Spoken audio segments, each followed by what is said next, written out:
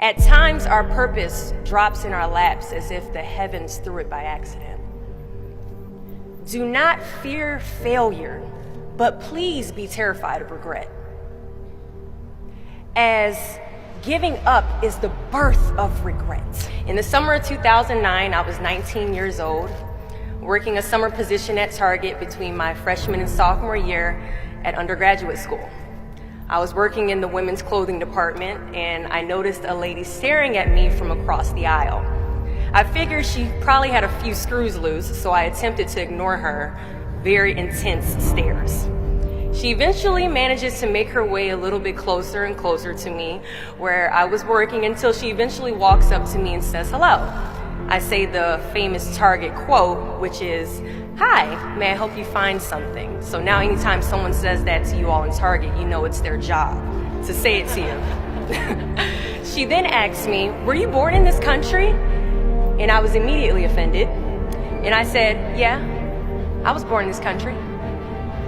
And then she says, "Do you have any kids?" I said, "No, I don't have any kids."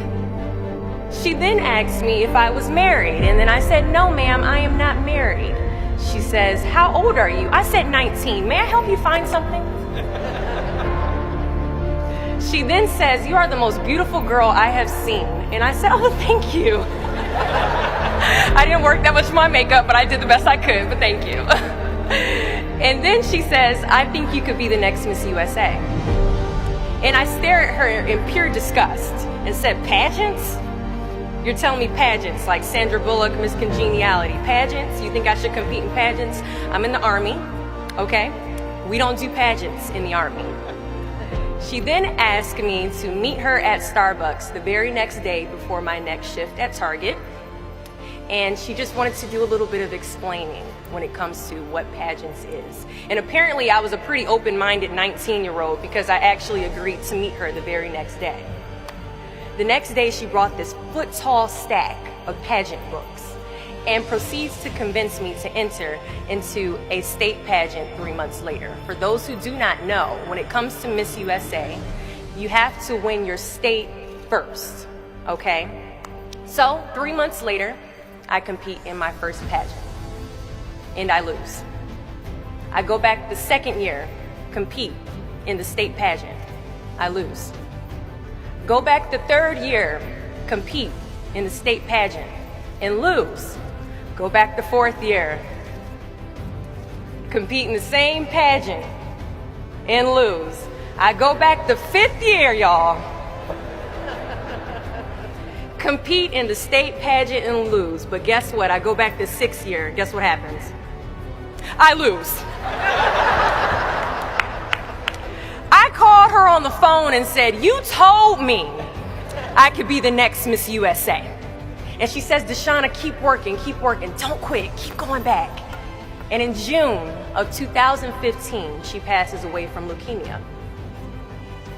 6 months later, in December 2015, I win Miss District of Columbia, USA.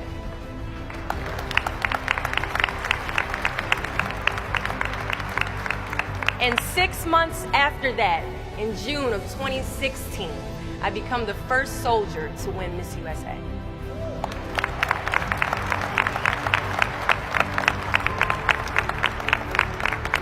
And you all already know where I'm going with this. At times, our purpose drops in our laps as if the heavens threw it by accident. I ask only one thing of you all today after you leave this building, after accomplishing an amazing goal. Do not fear failure, but please be terrified of regret. As giving up is the birth of regret. After you walk out this door, you will receive 100 doors shut, slam in your face.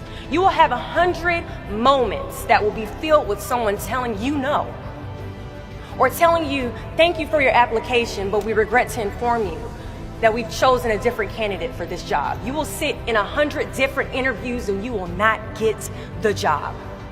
The reality of life is that we will all hear more no's than we hear yeses. And we will fail a lot, and I mean a whole lot. But what I ask of you today is to not take no for an answer. Don't be afraid of no's. Be afraid of the possibility of a yes that you have prematurely destroyed because you decided to quit before the clock strikes 12.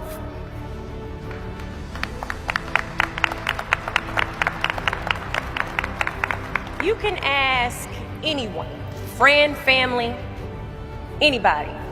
I love a good no. Please tell me no.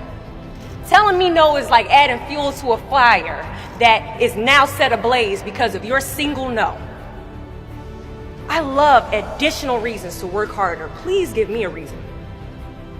So today I challenge you to fight, to work, to not stop here, to believe so heavily in your aspirations that you too will not fear the word no, but instead you will choose to welcome it. Thank you for your time.